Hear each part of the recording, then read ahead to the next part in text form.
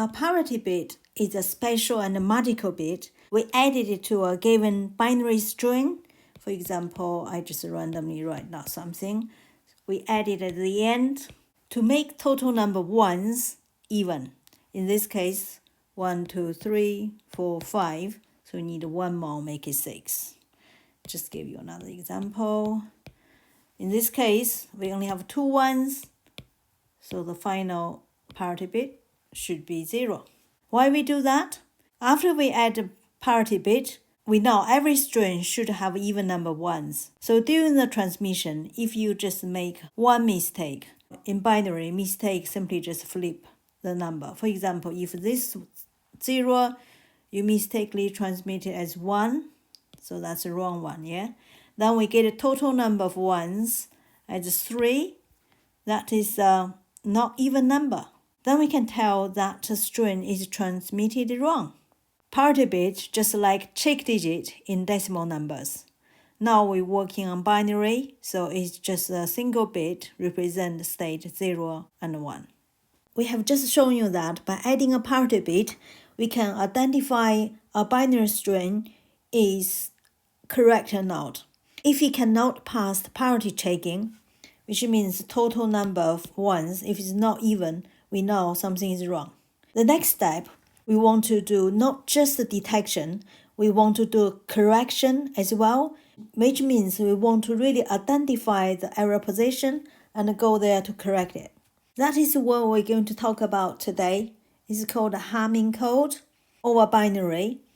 7 here means total length is 7. And 4 indicates the length of the real data, so 3 extra bits are introduced for error correction.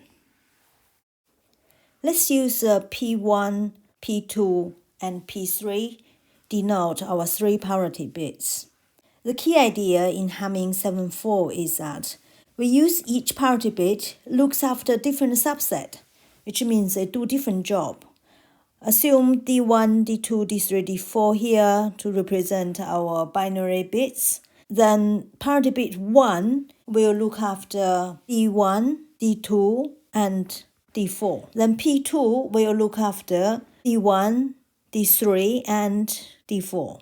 Finally, P3 looks after D2, D3, and D4.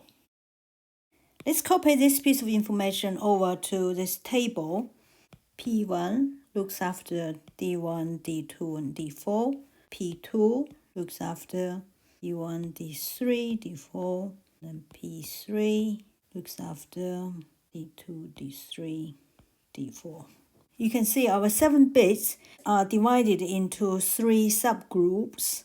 First group is P1, added all these 3. Let's call it S1. And second group is this 3, including P2. Let's call it S2. Then third one is P3 plus 3 bits. Call it S3. It's better to formally write it down. In the formula, we use the XOR operation.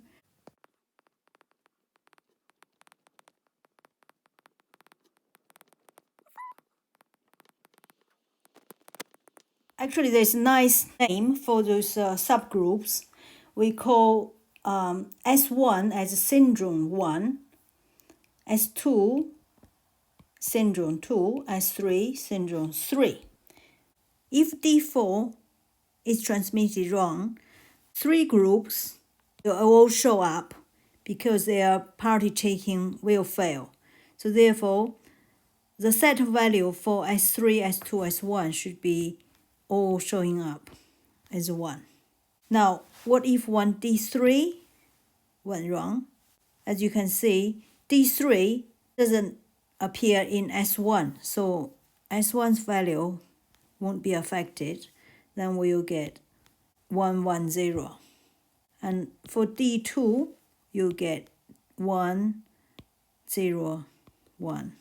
And D1, you get similarly 0, 1, 1. Does it make sense? Then what if nothing goes wrong? Everything's perfect. You will get this set value would be, you will see 3 zeros. And also the way we arrange data is we put P1 here in the first position. So I can take this away. We put P2 here. P3, somehow we put it here. So what does that mean? When we transmit the 7-bit data, we ordered in this way. So P1, P2, then D1, P3, D2, D3, D4.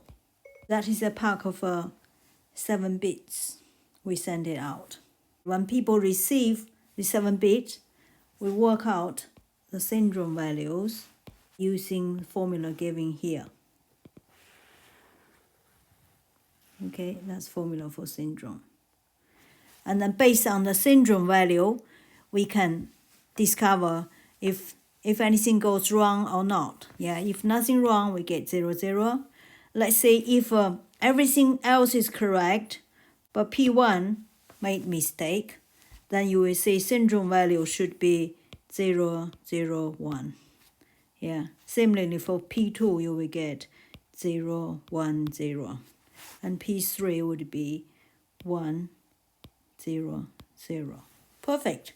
So we get all the 8 states, 3 bits binary number, represent 7 single mistake and plus no mistake. So total 8 states. Okay, pretty much that's all about Hamming 7-4. Thank you very much for watching.